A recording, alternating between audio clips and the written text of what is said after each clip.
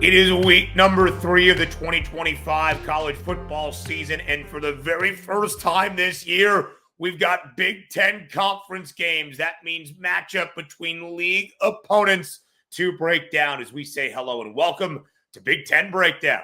I am Ben Stevens, getting you set for the week 3 slate all around the country and, of course, in the Big Ten Conference. Thank you for joining us here, watching on YouTube at the I-80 Club. We're getting this wherever you get your podcast, Apple, Spotify, etc. And of course, a reminder to you, follow along with everything that the I-80 Club is doing on Twitter, all of our updates when the shows are posted. And of course, the interaction and engagement. Discord is popping. And if you want all of this great content, not only Big Ten Breakdown, but what Josh and Jack are doing around this exciting start to a Nebraska football season, and of course, volleyball state for the number 1 team in the country, the Nebraska Cornhuskers and Danny Busboom Kelly, make sure that you are subscribing to our Patreon. That is patreon.com/I80I80 Club. All of this great content for free. It is week number 3 of the 2025 college football season. We are starting to get those data points. We are starting to get a larger sample size, and we have finally incorporated a beautiful home studio. As you can see, perhaps if you are watching at the I-80 Club on YouTube, the camera quality looks a little bit crisper, perhaps a little bit more professional. And of course, the background, we've got all 18 flags. All 18 flags for all of the 18 schools and member institutions of this glorious and historic and prestigious Big Ten Conference. They are set, by the way, if you are asking what order are they ranked and stacked in. This is the best side when there are only 8. The teams may be in the bottom half of the league. The order they are set in, just so you know, the 2025 Cleveland.com Big Ten preseason media poll. We will start to update these conference pennants and, of course, the standings on a week-to-week basis, starting around week 5, week 6, when all 18 Big Ten schools have played multiple Big Ten conference games. But for the first time here in week number 3, we've got 2, that's dose Big Ten games to break down. We'll talk about both of those matchups on the shores of Lake Michigan, with a top 5 team heading to Evanston, Illinois, the Oregon Ducks, to take on Northwestern, and USC heads to Ross-Ade for a matchup between 2 undefeated, perfectly beginning 2-0 teams. It's Purdue and Southern Cal. But as we get going here on Big Ten Breakdown, of course, a reminder to all of you that each and every week when we have this show come out before the weekend, it's your preview show. It's the Big Ten Breakdown pregame show, and we start at the top with our Big Ten Breakdown game of the week. This week, there is not necessarily a stellar top 15, top 20, top 25 tilt that, of course, dots and highlights the marquee. So we had to get a little creative. And, of course, next week, we'll have some huge games among conference members facing off against their conference foes, including one in Bloomington, Indiana, and we'll discuss in just a little bit. So we got a little bit creative for this week's week number 3 Big Ten Breakdown games of the week. That's plural. That is multiple. And 2 great games that will start and end your Saturday slate all around the country, but certainly here within the Big Ten. We start with the early game, noon Eastern time in T-Town. That is Tuscaloosa, Alabama. Number 19, Alabama hosts Wisconsin. A rematch of last year in Madison at Camp Randall, of course, early in that game, which has been the story, sadly, for the Badgers quarterback position the last few years. Tyler Van Dyke goes down with a knee injury, out for the remainder of the season. And after that, Wisconsin never really able to be competitive. And frankly, it was a disappointing season, of course, sub 500 in Madison in 2024. This time around, though, it will be interesting to see this matchup on the road for this Badgers side against the Crimson Tide. Let's start with the number. The spread is 20.5 points in favor of Alabama. Over-under is 49.5. It's a noon Eastern time kick on ABC for the Badgers and the Crimson Tide. That is the largest spread Wisconsin has seen dating back to 2010, the previous 15 full college football seasons. It is the largest underdog Wisconsin has been in the last decade and a half, and maybe even deeper than that. These are really when some of the odds databases started around that 2009 and 2010 season in college football. So Wisconsin, the hefty underdog. Maybe the question you are asking, can the Badgers pull it off? Can Wisconsin and Luke Fickell get their first marquee win in his 2+ full years as the head man in Madison, which is so desperately needed? I'm not entirely sure, but I do think the game stays within that 3-score margin. Maybe you are saying to yourself, Ben, you've been reading the headlines around the country in college football like the rest of us. Kalen DeBoer has lost 4 games, already 4 games in 15 total during his time as the head man for the Crimson Tide, when the Alabama team has been favored by at least 2 touchdowns, 14+ points. Why can't Wisconsin do the exact same thing? I think Alabama figured some things out against Louisiana Monroe, ULM, last week. Ty Simpson was literally perfect, the quarterback for the Crimson Tide in their response. 17 of 17 for 226 yards and 3 touchdowns after the devastating loss in Tallahassee to start the season against Florida State. In terms of those quarterback injuries that we mentioned, last year it was TVD going down in the opening half of the game against Alabama. Of course, in the opening game of the year in that first half for this year's Wisconsin club, Billy Edwards Jr. goes down with a non-contact injury. Maybe not as significant or season-ending as some thought right away. Initially, it looked pretty poor, but Billy Edwards Jr. not expected to play for Wisconsin on the road in Tuscaloosa. That means Danny O'Neal, the San Diego State transfer, makes his second career start for the Badgers. Was pretty darn good, albeit a very slow start. Did not score against Middle Tennessee State early on in week number 2. But I told you I thought Wisconsin would go over their team total of 38.5. 40.5 is where it closed on Saturday. The Badgers ended up scoring at least 2 touchdowns in their final 3 quarters for a total of 42 points against the Blue Raiders. And Danny O'Neal in that first start for Wisconsin in Camp Randall, 23 of 27, 283 yards, 3 touchdowns, albeit an interception. And an interception at the end of the opening half that led to MTSU's only touchdown of the game. So to me, in our first Big Ten breakdown game of the week, that is the key matchup. How does this Badgers defense look against an Alabama offense that was out of sorts in the upset defeat against Florida State in week number 1? Wisconsin's defense has been lights out so far this year. They blanked Miami, Ohio. They have held their opponents scoreless in 6 of the 8 total quarters of football so far this year. And Wisconsin has only allowed 67 rushing yards in year number 3 under Mike Tressel, because the first 2 years of the Tressel and Fickell era, Wisconsin was notably and historically porous stopping the run and being stout up front. They allowed 165 yards per game last season, 130 plus the year before in 2023. The 3 previous 4 years for that Badgers defense under Jim Leonard, they did not allow more than 100 yards per game on the ground in the entirety of those seasons. So that will be key. How does Wisconsin defend Alabama to keep this game tightly contested and competitive?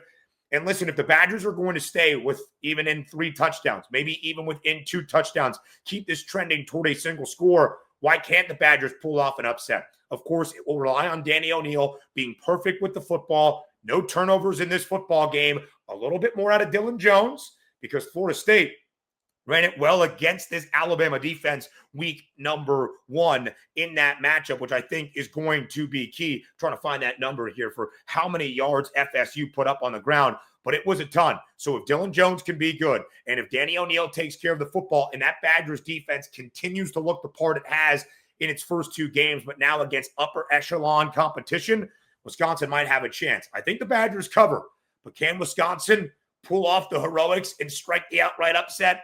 That's where I'm a little bit hesitant. All right, we continue going through here on Big Ten Breakdown with our second game of the week. It's a game that I am incredibly excited by. There's a lot of great games throughout week 3 of this college football season. I mean, a lot of great games throughout week 3 of this college football season. And it might not be the biggest around the country, but one of the final games of Saturday is one of the best. It's Minnesota on the road in Northern California taking on Cal. It's our second Big Ten game of the week. I know, a little bit of a cop-out. The Golden Gophers in the Golden Battle against the Golden Bears, a slight 2.5-point road favorite. Total 42.5. We'll talk about these defenses in just a second. 10:30 p.m. Eastern time kick on ESPN. Everybody's staying up. I'm out here on the West Coast. That game starts at 7:30 p.m. Pacific time. One of the beautiful things about this West Coast Big Ten studio that you see before you. Minnesota has been great to begin this year. Of course, the rout of Northwestern State as expected. The victory over the 9-win Buffalo team and Drake Lindsay has been great. The rushing attack has been good. A.J. Turner stepping up in that opening half against Northwestern State. And this is a Minnesota team that has already forced 5 turnovers this year. This is a Minnesota team with 19 total interceptions taken away in their last 15 football games dating back to the start of 2024. And that will be the key matchup that decides the outcome of what the odds makers expect to be a very close game on Saturday night in Northern California. Jaron Kiave Sangopolutelli, that is the quarterback, the true freshman for Cal, transferred from Oregon before he even played a game in his career. JKS, if you did not get Sangopolutelli as that last name for the pronunciation as well. He has been great in his career debut against Oregon State, 20 of 30 for 234 yards, a true freshman in his very first collegiate start, 3 touchdowns against the Beavs. Last week, though, against the FCS foe in Texas Southern, not nearly as prolific, 259 yards, but no touchdown tosses and an interception. Both teams have been very stout defensively. Minnesota has only allowed a total of 63 rushing yards this year, 3rd fewest among FBS programs to begin. And when you look at Cal, they've only allowed a total of 117 yards in 2 games. We're talking about 2 of 14 teams a season ago in 2024 that allowed fewer than 110 rushing yards per game. But again, that key matchup to me, despite how great Danny Collins and that Gophers defense has been this year, is not exactly defending the run for the Bears. It's defending the pass and everything that Jaron Kiave Sangopolutelli is doing at the quarterback position. JKS has been great so far. Can Minnesota cause some chaos? If so, I think the Gophers win. In fact, I think it's a statement win for a Minnesota team that I have told you numerous times, at least 8 wins, 3 of the previous 4 seasons under PJ Fleck. I think Minnesota gets to that margin once again, starts 3-0 with a premier non-conference road victory against a Power 4 foe. Cal off to a great start this year under Justin Wilcox. And how this Bears team has looked 9 years, I believe, under Justin Wilcox there in Northern California. So our games of the week on Big Ten Breakdown, 2 Big Ten teams on the road trying to make statements against power conference foes. Wisconsin heads to number 19, Alabama to take on the Crimson Tide in Tuscaloosa. Minnesota on the road late night, 10:30 p.m. Eastern time kick, 9:30 p.m. Central there in the Twin Cities, as a slight road favorite against Cal and their outstanding true freshman quarterback, Jaron Kiave Sangopolutelli, who is going to orchestrate that offense. But can the Gophers defense stand tall? I believe so. They pick up a crucial road win. As I mentioned, week 3 of 2025, and we are already in to our first conference matchups of this season. Let's start with the game on the shores of Lake Michigan. Martin Stadium for Northwestern, as the Cats, as a 4-touchdown home underdog, host the number 4 team in the country in Oregon. The speculation, as I'm sure you have seen this week on social media, will the floating duck that made its display as Oregon entered its first Big Ten media days in Indy 2 summers ago on the White River, will it make its way to the shores of Evanston, Illinois, and Lake Michigan? Dan Lanning said he doubts it, but we'll see. I'm hoping the Ducks do that, and I am thinking Oregon makes a statement to start Big Ten play. Let's talk about these Ducks. 10 conference games. I know they played Ohio State in the Rose Bowl, in the college football playoff in the quarterfinal. I know that is a conference foe, but it was not a conference game. So 10 conference games for the Ducks so far, including the Big Ten championship game last December against Penn State. And Oregon, of course, is perfect, undefeated at 10-0. Oregon with an average margin of victory in those 10 Big Ten matchups of nearly 19 points per game. And that has been the story for the Ducks so far this season, outscoring opponents in their opening 2 games 126-16. They have left 0 doubt. They rout Oklahoma State, as we predicted here on the show, because of some of those words from Mike Gundy. As Dan Lanning says, we don't need extra motivation to go out and whoop the tush of our opponent, but they just added some gasoline on the fire, and Oregon certainly taking advantage. Dante Moore has been great. 10 total incompletions in his 2 starts for the Ducks, 6 passing touchdowns. Noah Winnington, not the Tulane transfer, Mekhi Hughes, has been that leading back for the Oregon Ducks. And Jada Lamar has actually been that second leading tailback for Oregon so far. So the key in this game, of course, for Northwestern, that bounced back last week, twilight on the shores against Western Illinois, 42-7. The offense got going. Bad news, though. They lose Cam Porter, their star running back, the veteran, for the remainder of this season. Can that Northwestern defense hang around? Only allowing 23 points against Tulane. And in that matchup against the Green Wave, just 2 touchdowns, both of those coming off 2 of the 4 interceptions that Preston Stone threw in that game in New Orleans. But one of the issues, I thought, for the Cats defensively, allowing 269 rushing yards against the Green Wave. I think that's a way that Will Stein and this Ducks offense attacks on Saturday afternoon in Evanston. Can Northwestern's defense do enough to keep this game close within striking distance, a score or 2 throughout? I'm not exactly sure. Oregon has looked the part of a top 5 team, of a national championship contender. Dante Moore has really pleasantly, not surprised, but I think proven that he is worthy of being the starting quarterback in Eugene. And Oregon just keeps steamrolling people, as I expect to be the case here early on. Big Ten game for Oregon. Next week, they have the Civil War against Oregon State. Following week to end out September, really the primetime matchup could be a top 5 game. I expect it to be a top 5 matchup as the Ducks head to Beaver Stadium for the whiteout against Penn State. Our second Big Ten game of 2025, we go to West Lafayette, Indiana. 2-0 Purdue. Yeah, 2-0 Purdue for the first time since 2021 against 2-0 USC. The Trojans, a 3-touchdown road favorite, 3:30 p.m. Eastern time kick on CBS. By the way, noon Eastern time kick on Fox for that matchup between the Ducks and the Wildcats. It will be a ceremonious day inside Ross-Ade. They welcome back the Rose Bowl and Big Ten championship winning team of the year 2000s, led by one of the cradles of quarterbacks in Drew Brees. He will be out there and in the booth. Another member of the cradle of quarterbacks, Gary Danielson, who is ending his tenure calling games for CBS. Again, all the compliments to the Boilermakers. We said if they were going to get to that win total of 3.5 and go over, half of those wins had to come week 1, week 2, and Purdue has looked really good in those victories against Ball State and Southern Illinois. We mentioned if Barry Odom picked up the win against the Salukis, he would be the first Boilers head coach to start his career in West Lafayette perfect at 2-0 in 109 years. That was accomplished. Devin Mockabee, great in the game against SIU last week, 126 yards on the ground, 2 touchdowns. Ryan Brown, okay, 220 total yards, 2 passing touchdowns, and an INT. I'm trying to highlight all the Boilermakers have done really well this year. Maybe you're thinking Spoilermaker, although USC is not a top 25, top 10, or top 5 team just yet. But the Trojans, maybe not some of those preseason expectations rearing their ugly head in the AP poll. That's a whole nother discussion for another day. The Trojans have looked so good. Best scoring offense in the country. 132 points in 2 games. That's exactly what Lincoln Riley teams need to do, and that's exactly what this version of the 2025 Lincoln Riley Trojans are delivering. Jaden Mayava, the quarterback for USC, 707 passing yards in 2 games, 6 touchdowns, 7 total touchdowns, a 73.8% completion percentage. And we expected the offense to be great, and they have been.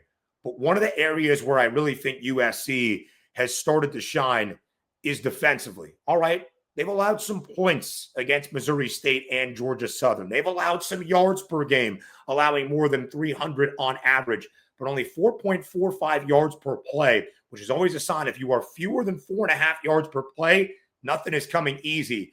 And that SC defense, man, 21 tackles for loss as a team, 9 total sacks for the Trojans up front. Year number 2, we are continuing to see improvements season over season under DC Danton Lynn. USC looks the part of not just a ranked team, but a top 10 team. And I'm saying this right here, right now, entering week 3, a team that can contend for a Big Ten championship, bringing back that allure of Tinseltown and Hollywood and making USC's football program very cool once more. Key in this game, totals 58.5. If Purdue is going to keep things close, the Boilers offense has to keep rolling. There will be a huge impetus on Ryan Brown avoiding any turnover-worthy plays. Can Purdue's offense keep up in the scoring that I expect SC's offense to produce even on the road? I like the over in this game for just a betting trending pick for you right there. And I think USC, although there is a thought that perhaps with two undefeated 2-0 teams in their Big Ten openers can keep this game close, and USC lost 4 of their first 5 Big Ten games a season ago, I think USC continues to show why they look like a top 10 team in the country right now in that matchup against Purdue. All right, we keep it rolling. I promise we're a little front heavy here on Big Ten Breakdown, our pregame show for week number 3. The other games are not necessarily the sexiest across the Big Ten slate for this Saturday and really this weekend, but I have a category that I have labeled games of intrigue. How about the Battle of Ohio? Ohio versus the number 1 team in the country, Ohio State, inside Ohio Stadium. You got your game in primetime, Columbus, 7 p.m. Eastern time on Peacock. 28.5 point spread in favor of the Buckeyes. The total 51.5. You might be thinking, all right, in-state foes. This game has probably been played a ton in the history of these programs. Wrong. Only the 7th all-time meeting between the Bobcats and the Buckeyes. And Ohio State has won all the 6 previous.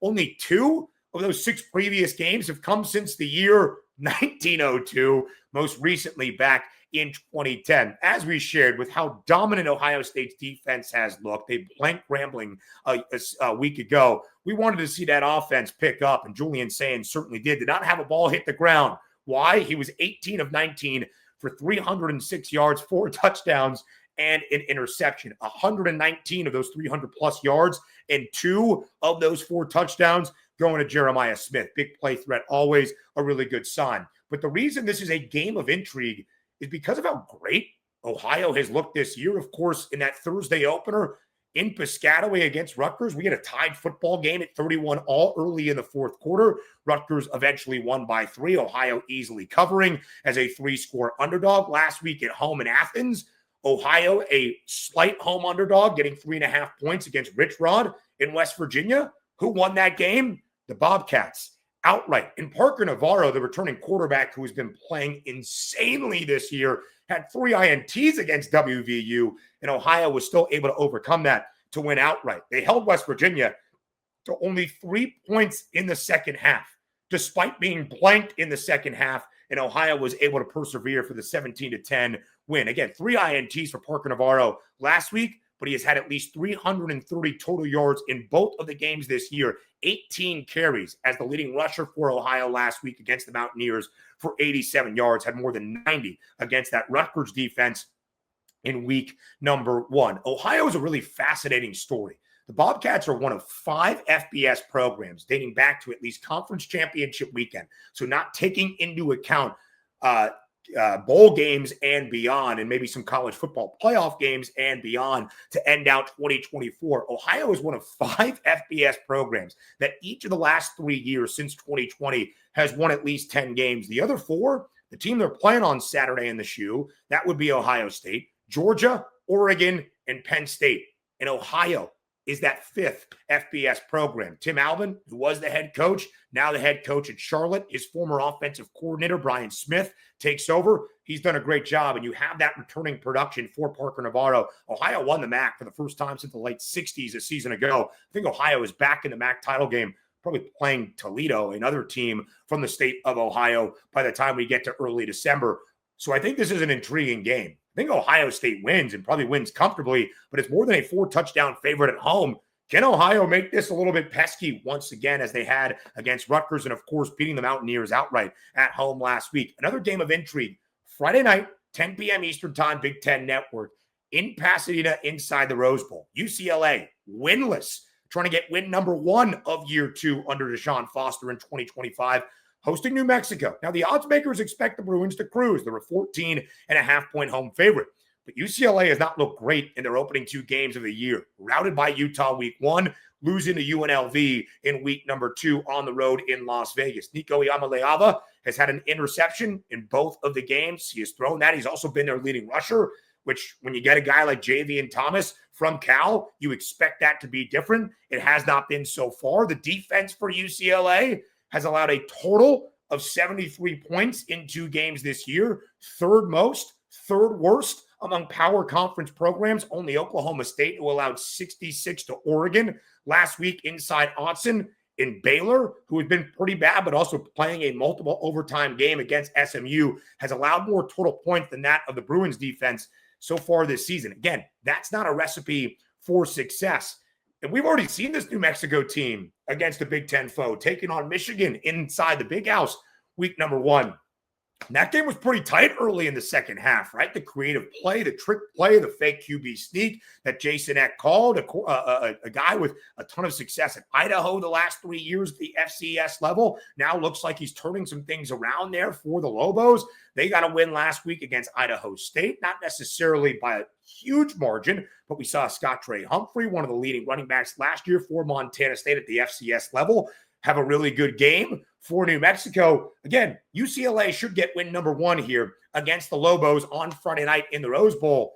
I don't know how much of a blowout this is for the Bruins. I think it might be a little bit closer than we anticipate, but UCLA should get win number 1. That's why it's called a game of intrigue. I'm intrigued to see how UCLA performs after some stinkers and clunkers to start 2025. Let's get ready to rumble is the topic and the title for our next segment and grouping, because we've got 4 games here between 4 Big Ten schools that will get ready to face off against one another in marquee games to begin their Big Ten conference slate our following Saturday in week number 4. Of course, as I shared, next week, the Big Ten game of the week is going to be Indiana and Illinois. It will probably be the 8th ever top 25 tilt. That's ranked versus ranked opponent that Bloomington, Indiana hosts in the history of this Hoosiers football program. And it's a chance, and I think what is going to be the case, as long as there's no hiccups here and trap spots by any means,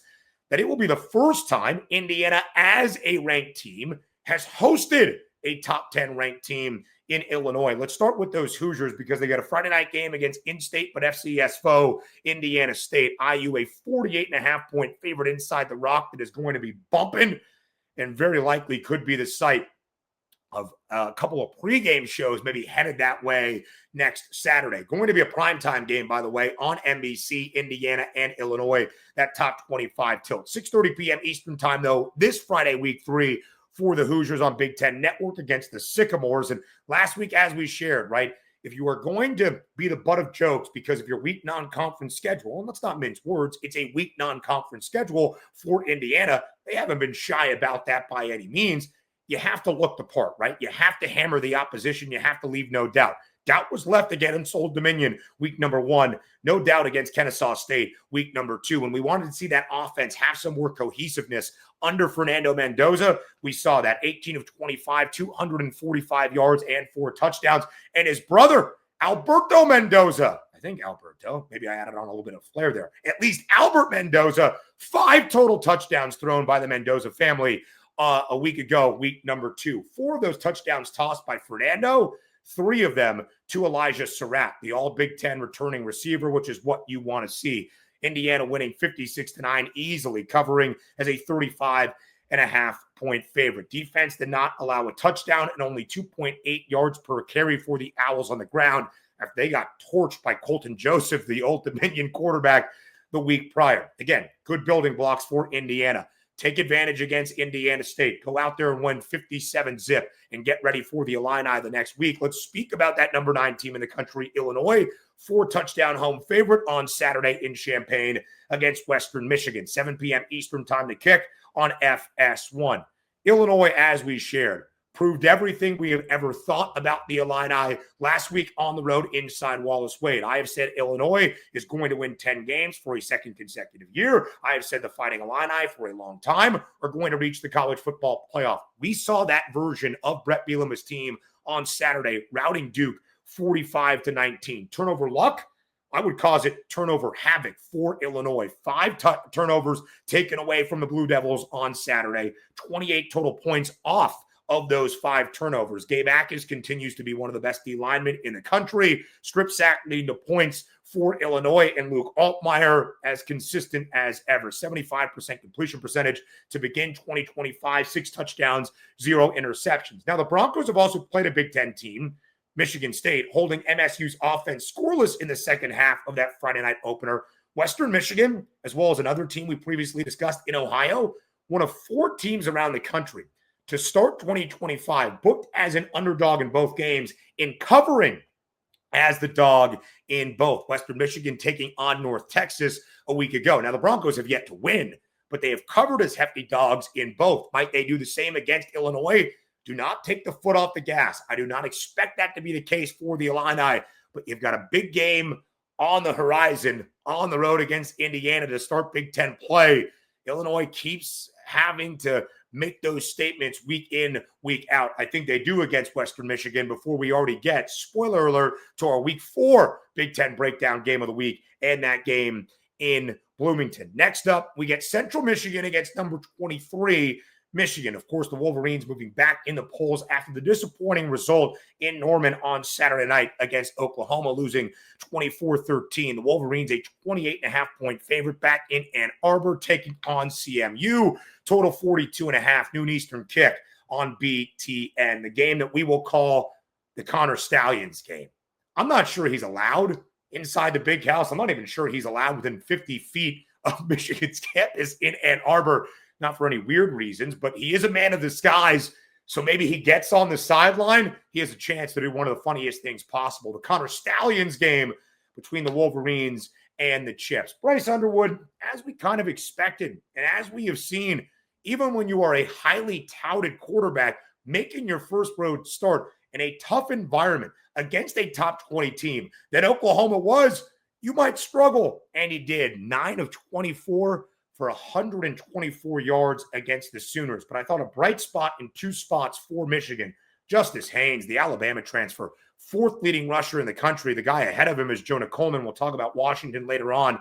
But 19 carries, a 75-yard blast for a touchdown to start the third quarter, 125 yards in total. Haynes is one of 7 FBS tailbacks right now with at least 250 yards through week 2. Second bright spot for Michigan, outside of wheeling, stealing, dealing John Mateer, Michigan only allowed 64 rushing yards on 21 attempts for OU as a team outside of Oklahoma's quarterback in Mateer, who was great once again, 270 yards passing, more than 70 on the ground, 2 passing touchdowns as well. That's 3 yards per pop that Michigan allowed to everybody else on OU. Again, decent for the Wolverines, who were pretty stifling to that New Mexico rushing attack the week prior. Key matchup in this game, in my mind, Biff Poggi. Yeah, Biff is back, baby. Are we going to see not only a sleeveless cutoff for a noon Eastern game in Ann Arbor as he takes the reins as the interim head coach, but of course it's the game day processes for this Michigan staff, now under Poggi, as they get ready to go to Lincoln, Nebraska next week for a hotly contested Big Ten opener that will say a ton about the 2025 direction of both the Huskers and the Maize and Blue in week number 4. So let's go to Nebraska up next. Nebraska was sensational in their home opener in Memorial Stadium against Akron in week number 2 in the 68-zip rout against the Zips. Nebraska scored the most points they have since 2012. They racked up 728 yards, the most they have produced since 2014 in more than a decade, and that's what we called for as the key. Could the Dana Holgorsen offense take another step and be explosive? They certainly were. And how about the defense? The Black Shirts posting their first shutout since 2009. Dylan Raiola taking those steps in his individual performances. He's one of 3 FBS quarterbacks with at least 600 passing yards, 5 touchdowns without throwing an interception, and a 75% completion percentage. I mentioned the 7 FBS players with at least 250 rushing yards. The 8th and the closest is Emmett Johnson, who had a career best day against Akron as well. And you've probably seen the halftime speech that Matt Rule gave his Nebraska club despite the Huskers being up 33-0 at the break, saying they don't respect you. They should walk off the field and directly to their AD and say, never schedule us a game against the Nebraska Cornhuskers again. Matt Rule references a clip from the Bronx Tale, a great bar fight scene when they come in there to Sonny's place and they're a biker gang and they try to make him look, or they use disrespect perhaps to make him look foolish. And then Sonny and the gang kick the crap out of the biker gang. And as Sonny grabs the ringleader of the biker gang, he references something that Matt Rule alluded to in that wonderful halftime speech against Akron. He says, quote, "Look at me. I did this to you. Remember me." That's what Nebraska needs to do here against Houston Christian on Saturday afternoon at home, the FCS foe. There is no leaving doubt. Matt Rule understands they are supposed to win this game by 50. So that's exactly what Nebraska needs to go out there and do to change that perception around this Huskers football program as they get ready to try to change the overall perception welcoming the Wolverines the following week and seeing Michigan. Our next category of games as we're coming up on the end of our Big Ten Breakdown show is just keep on improving. 5 more games to preview for you here. And really the game that we're going to give some credence to is Iowa as a 5-touchdown home favorite inside Kinnick Stadium against UMass. 43.5-point spread, 7:30 p.m. Eastern time kick in Kinnick on Big Ten Network. Again, when you're favored by 35.5 points and the game total is 43.5, who's expected to do all of that scoring? Basically put up every single point on the scoreboard if the Hawkeyes are going to cover. It's Iowa. But when we look at this passing attack, I feel it's fair to question what is wrong with the Hawkeyes offense once again. It's a story as old as time for what was, by Iowa standards, an explosive unit a season ago. Certainly on the ground, leading the Big Ten in rushing yards per game for the first time since 1960, and in the overall production, 40-plus points in 4 games, the most since the 2018 season. It seemed as though Tim Lester had the reins to his offense. Did not look that way in Cyhawk last week in a disappointing loss to Iowa State, 16-13. And we gave all the accolades, and well-deserved, at the FCS level for Mark Gronowski. But, man, it's been anything but here at the elevated level, and that included against an FCS foe in Albany in week number 1. Iowa is the worst passing offense in the country when it comes to average yards per attempt. Are they even taking chances? Are they even thinking of explosive opportunity? The answer has been a resounding and definitive no through 2 games. 3.28 yards per attempt. There's 136 FBS football teams in 2025. Iowa ranks 136 out of 136 in yards per attempt pass. 3.28. It's been atrocious. There's no other way to describe it. And I think it's fair to question if the direction of this offense is actually improving, if Tim Lester fully has the keys to start the ignition of the offense as the way that he has, if the losses of Caleb Johnson is going to be too much to overcome, especially without Kamari Moulton, who was not out there against Iowa State. And frankly, what I think is probably the toughest pill to swallow right now in Iowa City is Mark Gronowski it? Is he the real deal? Is he even half the quarterback that Iowa fans were expecting because of all of the experience and all that he had proven for South Dakota State? I'm starting to wonder, right? FCS football is very different. You have some very lethal passing attacks, but the teams that win dominate in the trenches. And that is what the 2-time national champion Mark Gronowski did with the Jackrabbits. They were great running the football. They were dominant physically against teams like NDSU, North Dakota State, Montana State as well. But were they really airing it out? Were they all that explosive? And could that elevation of competition be accounted for? That's where I think if you have optimism about a team in Iowa that has won 8 games each of the last 9 seasons, one of 5 FBS programs that can claim that and still get to that margin, certainly. I'm not doubting Iowa as an 8-4 team this year, but if you're 8-4 and you're taking that step, and the thing that's been holding back the Hawkeyes offense or the Hawkeyes as a team has been offensively, certainly through the air, and you finally felt like you had a quarterback for the first time in a half decade in Iowa City, and that's the glaring issue, then I think you have cause to be concerned that this season is anything more than 7 or 8 wins. Speaking of victories, Iowa is winning this game on Saturday, despite losing Addison Ostrenga, the tight end, for the rest of the season. In Phil Parker, we trust. In fact, I would bet Iowa at plus 110 on the FanDuel Sportsbook to win this game via shutout. Why? Because UMass is without its starting quarterback, its top 2 wide receivers, and key defensive players on the other side. Joe Harasimiak is the new head coach for the Minutemen. He was the Rutgers defensive coordinator the last 3 years, so some familiarity with Big Ten football and, of course, the Iowa Hawkeyes. Again, I'm hoping Iowa wins this game 35-zip, right? 38-zip. I don't think they allow a point In Phil Parker, we trust, and we rely on Parker each and every year. We thought that maybe 2025, there would be less of a burden on that Iowa defense like we had seen at times in 2024. Not going to be the case. Iowa wins this game by shutout. It will be career victory 206 for Kirk Ferentz. He will stand alone atop the Big Ten as the winningest head coach ever in the history of this glorious league. But even a 35-zip win against UMass or a 21-3 win would certainly be cause for concern as Iowa gets ready for Big Ten play in a Friday night Big Ten opener against Rutgers in week number 4. Speaking of Rutgers, they're taking on Norfolk State on Saturday. The FCS team now coached by Michael Vick. Yeah, you heard that right. Michael Vick. So our final 4 games, it's all just highlighting what these Big Ten teams have done to keep on growing, to keep on improving. And Nathan Kaliak-Manis has been great this year, the veteran signal caller for the Scarlet Knights.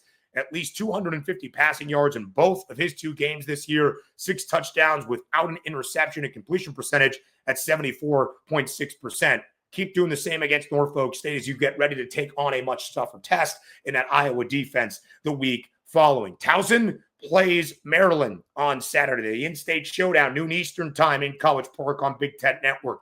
Keep on rolling. This is what the Terps do. Non-conference play. They're now 19-1 since 2019 in their full seasons under Mike Locksley with an average margin of victory of 26.7 points per game. Now, they only beat Northern Illinois by 11 last Friday night, but still, I think Malik Washington has been great. 5 touchdowns without an interception. 19 of 35 last week. Probably too many incompletions against the Huskies, but still has looked very in command of Pep Hamilton's offense as a true freshman. It's a game against an FCS foe that Maryland should win by 5+ touchdowns. And then the Terps get ready for a road trip to Camp Randall against the Wisconsin team that even if things don't look great for the Badgers against the Crimson Tide, even if the game is decided by 10, 14 points, I've got some faith in Wisconsin figuring things out to at least get back to bowl eligibility. I understand that's not the standard of success in Madison, but that's going to be an interesting game, and that's where things will start to turn. A tale of 2 seasons, a tale of 2 cities for the Maryland Terrapins. Great in non-conference play. How will they fare in their Big Ten opener the week following after this matchup against Towson? Penn State takes on another FCS in-state foe in Villanova. Last week for the Nittany Lions, perhaps not the most inspiring performance against FIU. Penn State has not covered so far in their 2 games this year. And when you've played Nevada and FIU, you should be winning by 49+ points if you are a true national championship contender. And as we have shared, that's a fair level of expectation this year in state college. The Nittany Lions only up 10-zip at the break against the Panthers last week. And they blanked Florida International, winning 34-zip. But it wasn't the greatest football. So here, go out, beat Villanova 49-3, and then go into your bye week. And this is where the season sets up for Penn State in a great way, where you would think they would be rested and refreshed. But have they really dealt with any adversity, I think would be the question. That's going to be our Week 5 Big Ten breakdown game of the week. A whiteout game in Happy Valley as Penn State will host Oregon in what more than likely will be a top 5 matchup between the two to end out the month of September. Our final game here on the Week 3 pregame show of Big Ten breakdown is Michigan State against Youngstown State, 3:30 p.m. Eastern time inside Spartan Stadium. Defining program win in year number 2 under Jonathan Smith last week for Sparty. As we shared, as we predicted, as we thought it might be. No letdown now after what Aiden Childs did. 4 passing touchdowns, a career best. The rushing score in overtime. That would be the game winner after the 2-point toss and conversion to Omari Kelly. 5 total touchdowns for Aiden Childs. That's what you want to see. That was a huge, and I mean huge, monumental step for Michigan State. So don't take 2 steps back by any means as you get ready for your Big Ten opener in 2025 and a road trip to the Los Angeles Memorial Coliseum week number 4 against USC in a game that made its rounds on social media. 11 p.m. Eastern time kick, 8 p.m. Pacific time in downtown Los Angeles between Southern Cal and Michigan State in week number 4. 2 teams trending in very positive directions, and I think USC has a good day in its Big Ten opener against the Boilermakers of Purdue, week number 3. You might be thinking, Ben, did you mention that team? The Washington Huskies? Besides talking about how great Jonah Coleman has been, 277 total rushing yards this year, 7 touchdowns for Jonah Coleman? I didn't, because Washington is on the bye this week as they get ready for the renewed rivalry in the Apple Cup. Not in Seattle, on the Plains and the Palouse of Pullman, Washington next week. That's going to be a great game. We've got some really good games for the Big Ten Conference week number 4, a robust conference versus conference slate, and a couple of those rivalry games for our teams from the West Coast in Oregon and Washington. But that's next week. This is week number 3 of the 2025 college football season. I hope you are now ready and prepared for all of it. It's Big Ten Breakdown, the pregame show. And unlike last week, when I was not here because of a fall wedding, yeah, I whisper that again, there will be a post-game show that comes your way on Monday morning. Our biggest reactions and our key takeaways from all of these games that we are going to see this weekend, week number 3 in the Big Ten Conference. Your final reminder to subscribe to the I-80 Club on YouTube, wherever you get your podcast, Apple, Spotify, etc. And if you want all of this great content, everything we are doing here on the I-80 Club, then make sure you are with us on Patreon, patreon.com/I-80 Club. That's I-80 Club for all of this great content and coverage, advertisement free. Thank you for joining as always. I hope that you are enjoying Big Ten Breakdown here in 2025, our first conference matchups of the year. It's only going to get better. The Big Ten Conference, Big Ten pennants here on Big Ten Breakdown. I'm Ben Stevens. We'll talk to you on Monday as we recap the entirety of week number 3 of this 2025 season.